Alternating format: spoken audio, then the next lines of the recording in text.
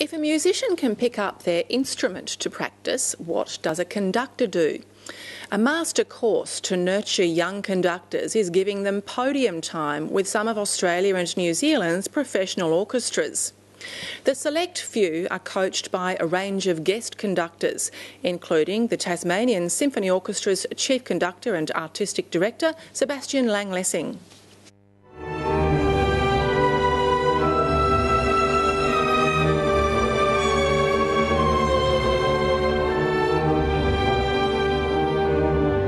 It's a rare glimpse behind the scenes of a symphony orchestra.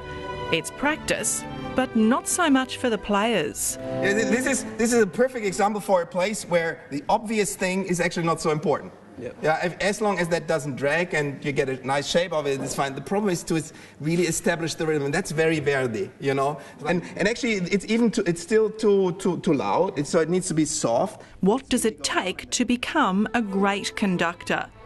A thick skin, for starters. Extremely thick skin. Like, you really do need to be very tough in that regards, because in the big bad world of orchestral music and this sort of thing, you're turning up and telling 50, 60, 80, 100 people that you know this piece as well as all of their collective experience, and this is how we're going to do it. And you need to sustain this, no? Help them to sustain it, you know.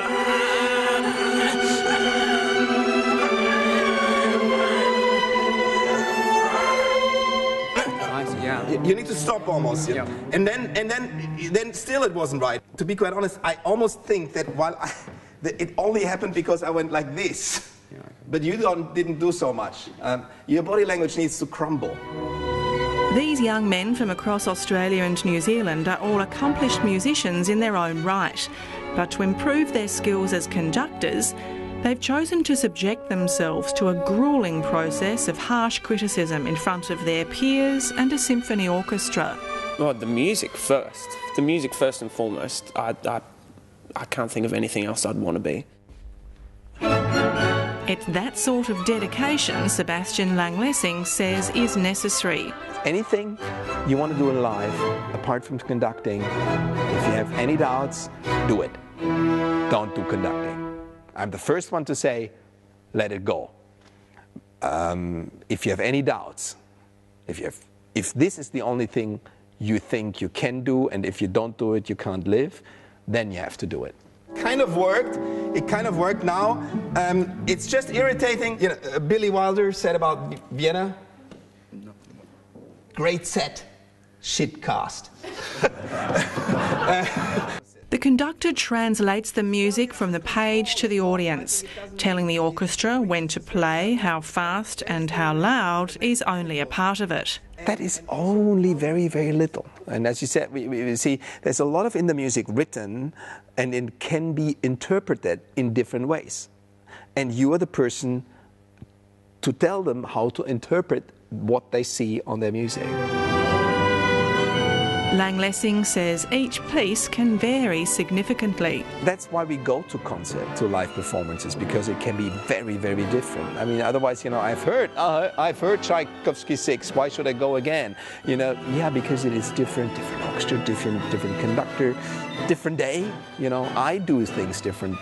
I think I don't do it always the same. You know, I might change, and I can change in a week. His style is very physical and theatrical, and he tries to coax some of the same from the participants. It's a bit robot-y.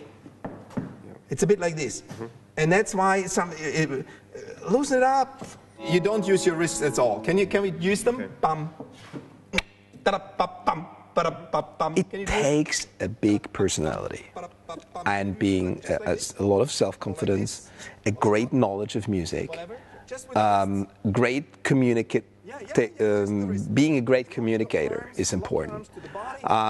Having also, of course, a slight insight in psychology. You know, sometimes you need to seduce people, sometimes you need to convince people, sometimes you need to dictate something, sometimes you need to charm people into things. Yet he acknowledges that's not everyone's style. Some people go like this, don't do anything. It looks like they don't do anything, but then the eyes are like on fire all the time or something. And yeah, and then I come to the most important thing, that fire inside of you that needs to burn, you know. It needs to burn constantly and being high energy. Regardless of style, he warns it's critical to be in command or the orchestra will show no mercy. If you see that lions and tigers sitting on these chairs, and there you are in the middle with your little whip, and if you don't show that you're in control, they eat you alive. The minute you do something, you know, "Ooh, that's not good," then, it's the payback time, you know?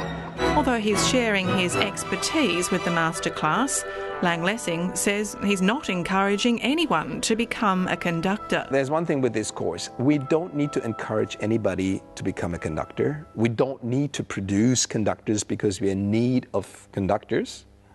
It's a profession that is highly competitive. Can you nail yourself on the cross and that bang, da, da.